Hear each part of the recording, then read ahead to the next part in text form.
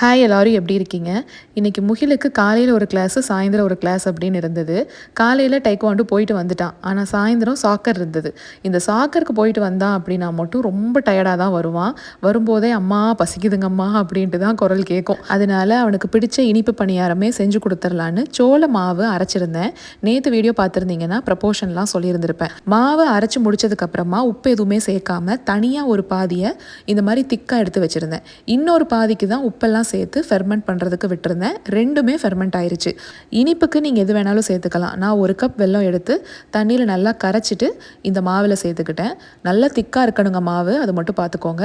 அதுக்கப்புறம் குட்டி குட்டியாக கட் பண்ண தேங்காய், ஒரு சிட்டிகை உப்பு, ஒரு 1/2 டீஸ்பூன் ஏலக்காய் தூள், எண்ணெய் நெய் எது வேணாலும் தடவி நம்ம பணியார மாதிரி சுட்டுக்கலாம்.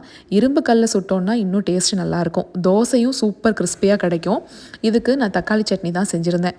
சரிங்க, நம்ம நாளைக்கு ஒரு ஷார்ட்ஸில் பார்க்கலாங்களா?